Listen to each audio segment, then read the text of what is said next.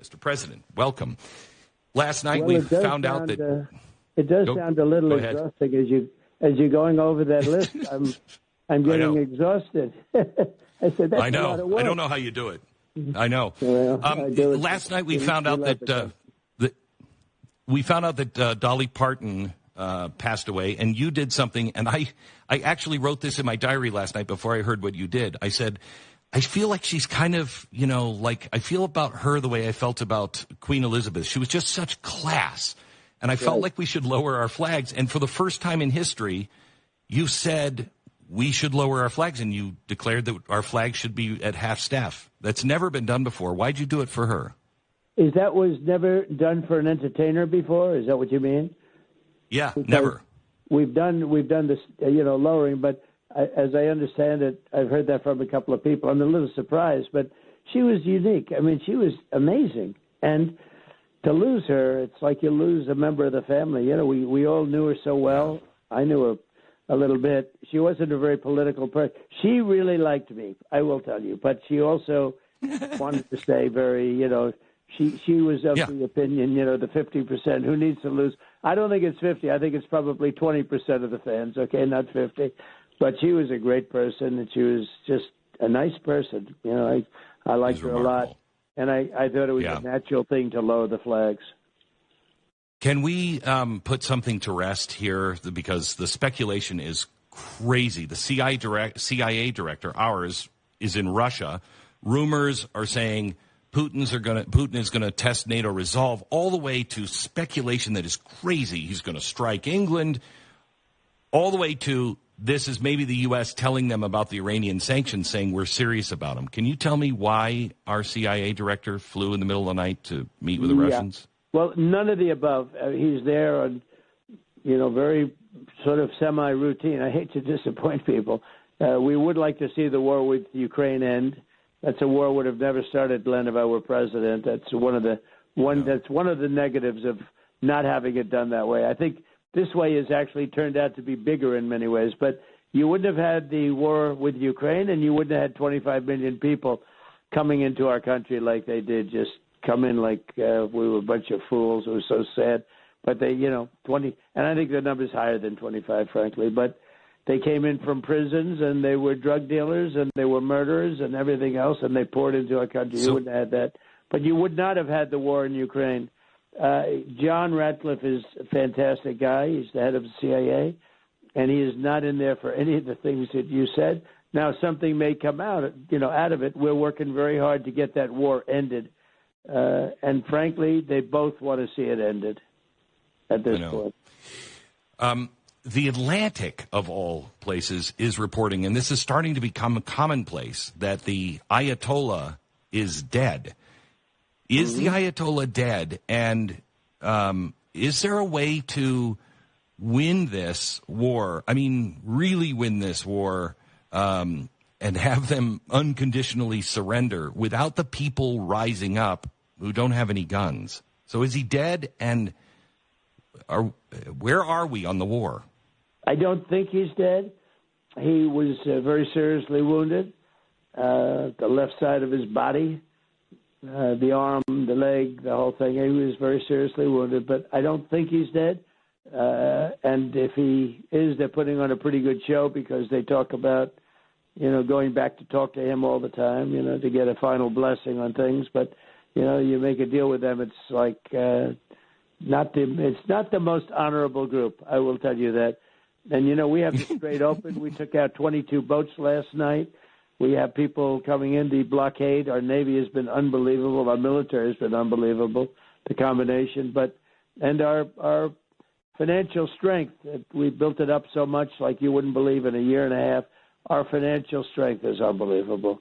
And those things are going toward a very big victory. We had the victory in Venezuela, and we're going to have a big victory here very soon.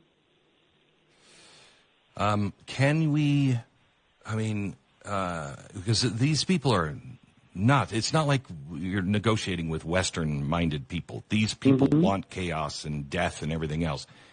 Has there been any talk anywhere of anybody, I'm not saying us, supplying the people with the ability to fire back? Because you've got to get the 80% of the people to stand up. Do you foresee them being able to stand up in the future and a lot finish of people, this regime? Right. They say they're so surprised that the people aren't fighting back.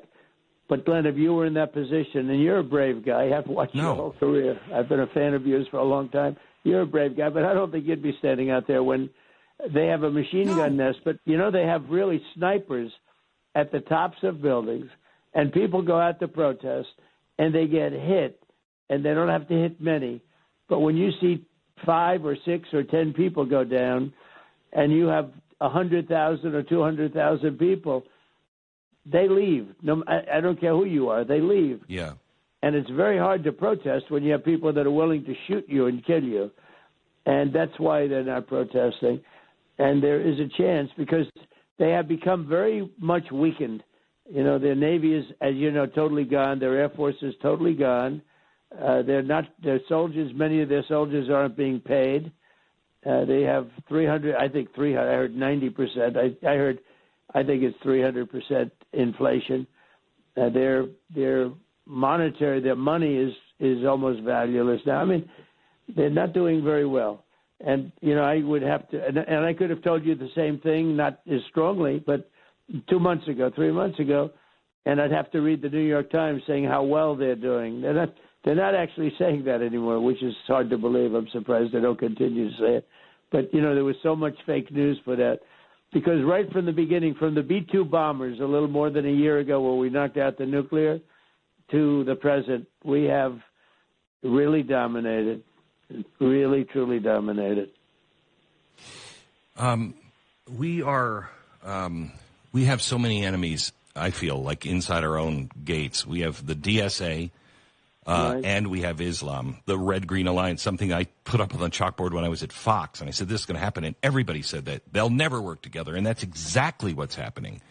Would you push for or sign a no Sharia law act for America? And when it comes to the Marxists, what advice do you have for the GOP to begin to relate to the people who feel like there is an affordability crisis in America, especially for the youth, and the Marxists are playing on that and exploiting all of that? Yeah. What advice do you have? Yeah, I would say two things. Number one, on Sharia law, I would absolutely say that's not this country. It's no Sharia law. And you do have pockets of it, as you know. I would say no. And you go to London, you go to Paris, it's almost like a second way of life. It's ridiculous. Yeah. And I would absolutely be on your side on that, or on a lot of other people's side, too. Because, you and I have people that I think we're more based on common sense than we are on ideology. It's all about good politics is all about common sense anyway. But I would absolutely prohibit the Sharia law thing. And it is happening in this country a little bit. And where we see it, we take it out. And you have to take it out. You have one system. We have a great system. Sometimes it's very frustrating. But it's the best there is that I can see. As far as the affordability. So affordability is interesting because the Democrats caused affordability. I took over. Mm-hmm. Everything was high. We had the highest inflation in history. They say 48 years, so either one. But we had the highest inflation in the history of our country. Prices were at the highest. You look at the oil and gas. You look at groceries. You look at eggs. Remember, I took it over. Eggs were 5 times higher than they were 4 years before. And we've gotten them down very, very substantially. And prior to the war, prior to what we're doing with Iran, which I think will be ending fairly soon, you could really say, because the Strait is open. We take a lot of ships through the Strait now. We're taking them in. The mines are gone. You probably saw that. We put it out yesterday, all the mines. We got rid of the mines. But the Strait, it's functioning. It's a functioning Strait. Yes, every once in a while there'll be a drone or a rocket or something shot, but it is a very functioning Strait. A lot of oil is pouring out. 10 million gallons, 10 million barrels yesterday. But as far as affordability, when I was just prior to saying we have to go down, we have to do this, I met with my people. We just had record stock market. And I said, we're going to have to do a detour. We could not let It's very simple to me. We cannot let Iran have a nuclear weapon. That's what it's all about. That's 99.9%. We cannot let them, because they are crazy and they will use it. And we cannot let them have a nuclear weapon. And we stopped it. I stopped it twice. I stopped it then, and I stopped it with the JCPOA. That's the Obama deal that he gave everything. One of the worst deals, one of the most dangerous deals ever said. He gave them a path to a nuclear weapon. That was a path. That wasn't a stoppage. That was a path to a nuclear weapon. And I terminated that, as you know. It was a big deal when I did it. And they tried to say like it was a disaster. They would have had a nuclear weapon 5 years ago if I didn't. I terminated it in my first term. And so I saved it then. They would have had a nuclear weapon. They would have used it. Israel would have been totally knocked out. They would have knocked out. There would be, I will say this, if Donald Trump wasn't president, there would be no Israel right now. There would be, and that's a guarantee. There would not be an Israel, because they would have had nuclear weapons and they would have used them immediately. But as far as pricing, the prices are coming down. You know, they came up with that word, affordability. So I inherit the worst inflation in history, and I have my first news conference the day after I win, and the press is screaming at me about prices. And they especially going, what about eggs? What about this? I said, I'm only here for one day. Give me a chance. I didn't even know. They're talking about eggs. They're screaming at me about eggs. I said, I just won yesterday. I mean, the whole thing was just absolutely crazy. Actually, it was the first day it was on January 21st. I'm having a news conference. I'm there for one day, and they're screaming at me about prices. I inherited a mess in so many ways. The border, which I solved very quickly. I inherited so many different problems. That this was a bad administration. This was an incompetent administration. But I inherited high prices. And then from the first day, they started using the word affordability. They looked at me, affordability. It was a new word. Nobody ever heard the word. It was a new word that they devised, because they're quite good at that. They're not good at running a country, but they're good at, I guess, good at politics. I don't know. They have some awfully bad policy for people like men and women, sports, etc.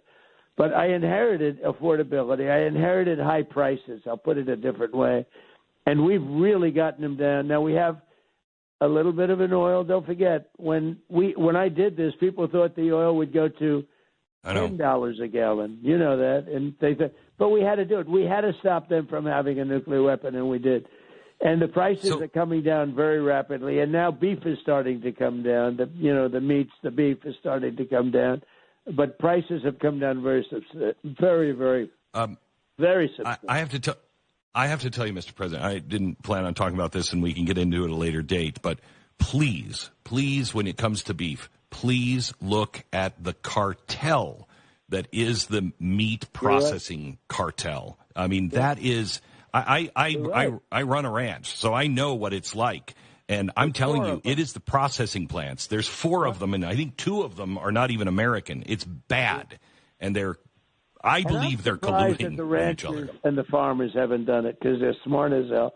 I'm surprised, because that's been going on a long time, Glenn, long before I got here. Help us.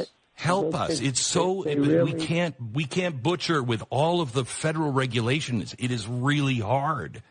You know, if there's something you can do to help. Glenn, is that just a question of regulation?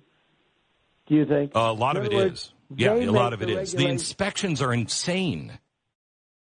So they make the regulations so tough that. So could you do it if you didn't have those regulations? Could you do it on your ranch? Yes. And is that the way to do it? Or do you think you need some pretty strong regulations? Break the back of those processing plants. There's people that want to build processing plants everywhere. The regulations are killing us, just killing us. So you're saying with less regulation, you think that the ranchers and farmers would do a very good job of processing the beef? Yes. Wow. Yes, I know. Look at that today. I know. I've been hearing about this problem for 20 years. I've been hearing about this problem. Free your people. Let our people go. Let your people go. You know what? This could be a very good call for ranchers and farmers. No, for the country. That would be good. No, I've been hearing only bad about it's 4 places and it's a monopoly. It is. And who's controlling this would break their back. Who's controlling those regulations? Department of Agriculture? Yes, and FDA. And the FDA. Or U.S. or is it USDA? I can't remember which one, but it's USDA. It's the federal regulation. It's all the inspections. Mr. President, I got to get to one more question.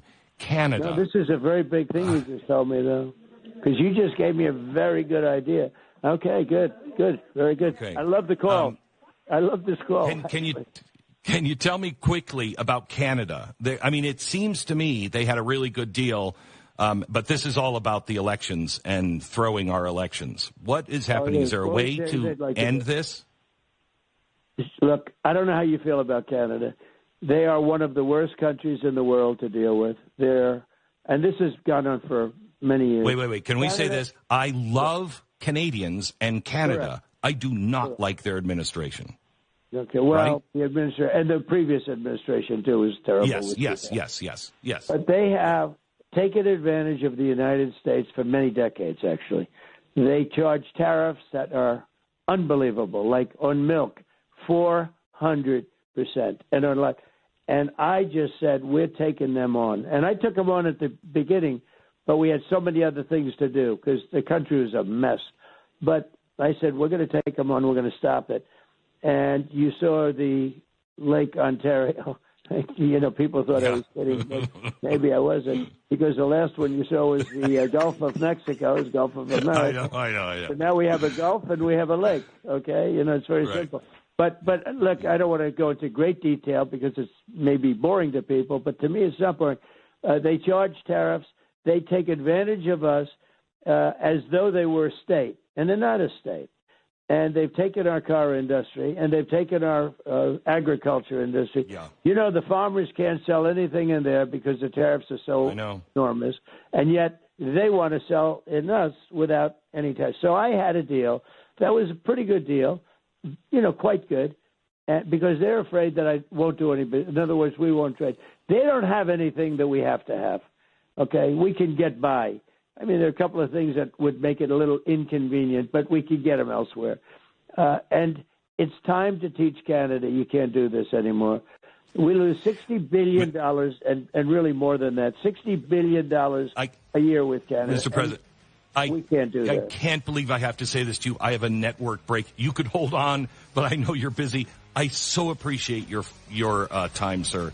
I am sorry that we're on a network break. You are terrific, and thank you for the painting. That was so beautiful, the picture. You're welcome. That was so... Thank you, sir. You are fantastic. Thank you very much. Thank you. I'll talk to you soon. You bet. Thanks, Glenn. You bet. Bye-bye.